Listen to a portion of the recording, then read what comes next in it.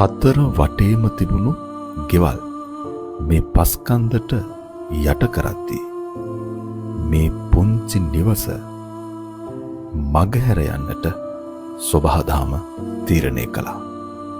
මේ විශ්වයේ හාස්කම් තේරුම් ගත නොහැකි මේ සොබහදාමේ තීන්දුව හරි පුදුමයි. මේ මහ පොළොව මත මිහිදන්නු අපේම මිනිසුනි නිබ්බානම් පරමංසුකං පරම සැපත වූ අමා මහ නිවන් සුව ඔබටත් වේවායයි අප ප්‍රාර්ථනා කරන්නෙමු. සසර වසනතුරු නිවන් දකින්නතුරු ඔබට මෙවන් අකල් මරණයක් කිසි කලක නොවේවායයි අප ප්‍රාර්ථනා කරන්නෙමු.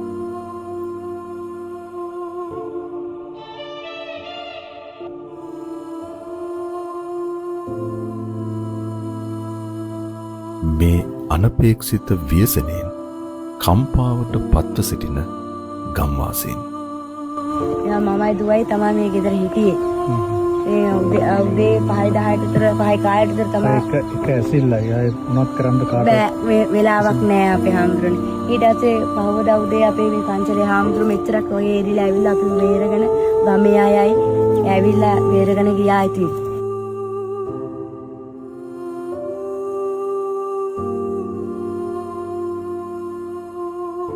ගමක සුන්දරත්වයේ දකිමින් ජීවත් වන්නට සිහින මවන ඔබ මොහොතකට කම්පණයට පත් කරන මේ සිදුවීම ඇසූ පිරු හැම කෙනෙකුටම කම්පණයට පත් කරනවාට කිසිදු සැකයක් නැත.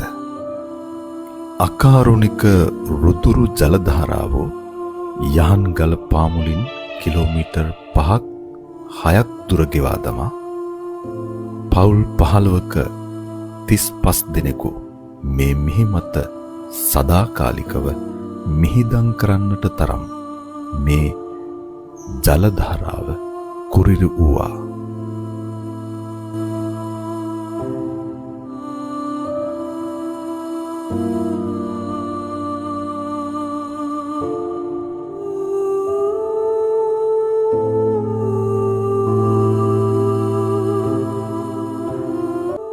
අද සිට මේ සුන්දරත්වයේ බලන දකින ඔබට කඳුළු කතාවක අලුත් පරිච්ඡේදයක් අකමැත්තෙන් වුවද ලියන්නට වේවි.